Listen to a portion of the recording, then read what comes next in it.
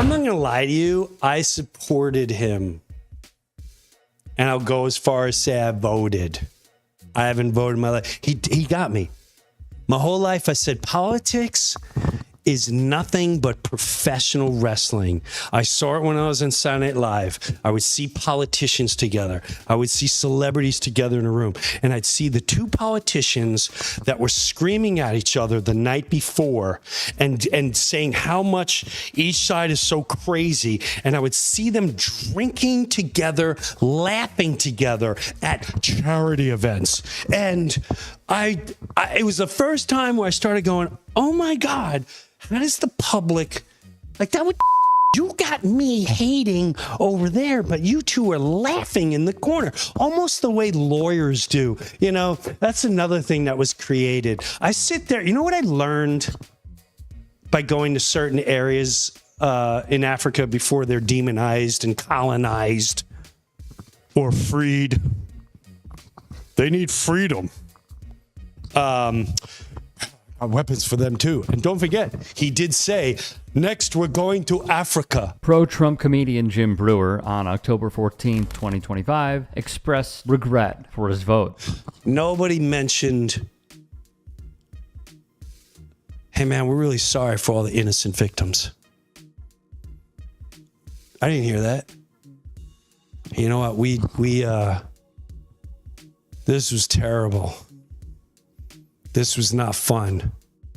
A lot of hospitals. You saw the videos because it's the age of videos.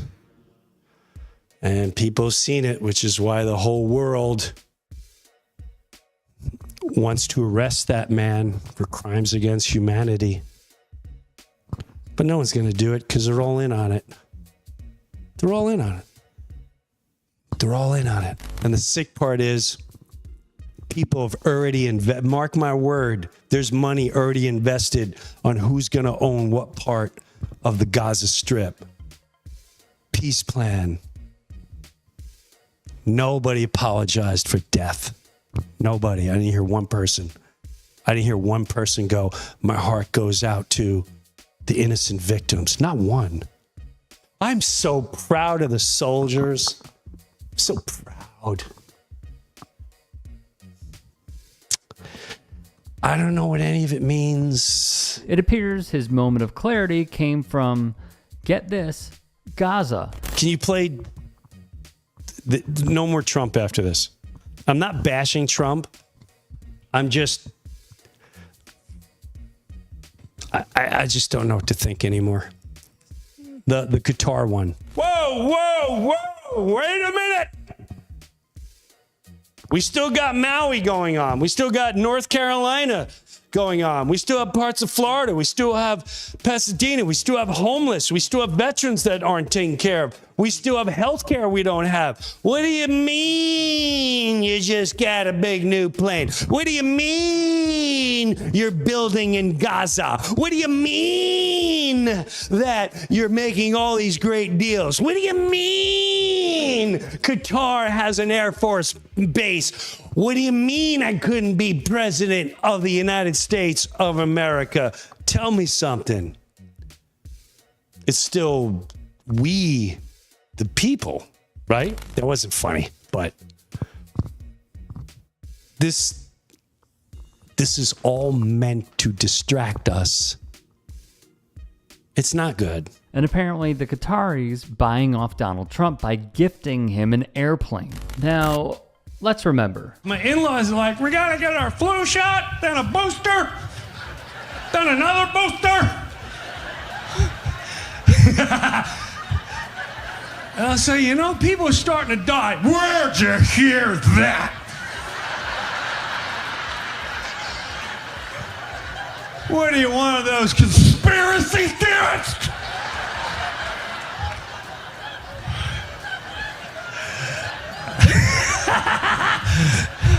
What are you, a cult member?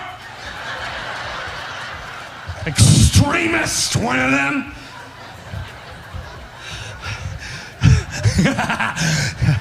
Here in the NFL,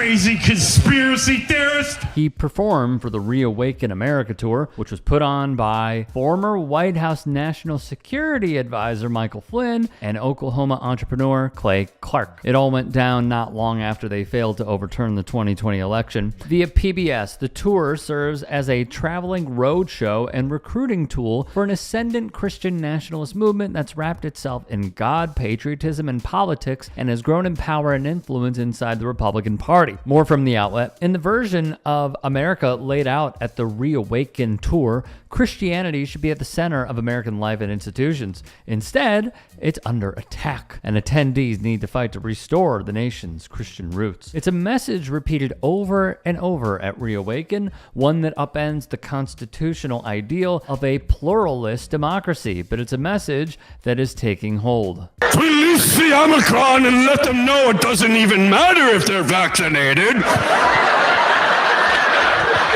It is just laughing at the manner. Like we're in an Avengers movie. The Omicron is coming! The Omicron is coming! Alright, so this is Godzilla. Put your grandmother back in the basement! Quickly! Get the children away from everyone! It's the Omicron! He's breathing on everyone and no one's dying! 2,000 deaths a day. You see them panicking, Look at that audience is loving it. running to the Comedy screens. fans. What do we do now? Joe Rogan's misinformation! Joe Rogan's misinformation! Joe Rogan's misinformation! Woo! War in Russia! War in Russia! War in Russia!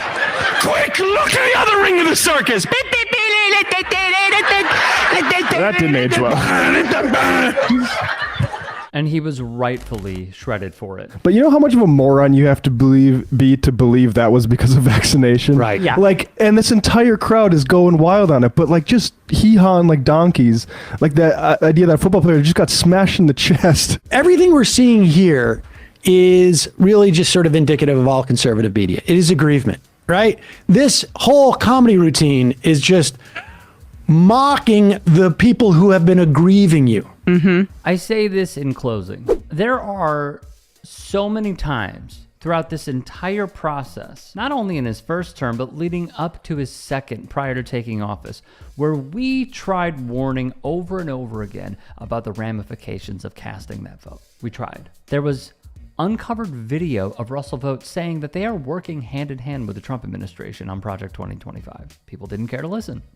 They didn't care to read it. They thought it was a hoax. We tried playing up that Donald Trump is going to send the military into your city. They said they wanted to do it. Folks called us crazy. I think what really just alarms me the most is that someone like Jim Breuer, who would literally take a paycheck from Michael Flynn, preaching about Christian nationalism, joking on a tour that preaches Christian nationalism, would not pay heed to those warnings and would instead play up something about Damar Hamlin nearly dying because of the vaccine, completely unfounded. And he institutes that into his sets. So now, if I'm keeping count, we have Andrew Schultz, Theo Vaughn, and Jim Breuer, far-right comedians. Yes, far-right because they voted for a far-right candidate, who are now saying, I didn't vote for that, or I was conned. And I guess my only question is, where were you in the lead up to all of this? Because the warning signs were there and you just didn't care.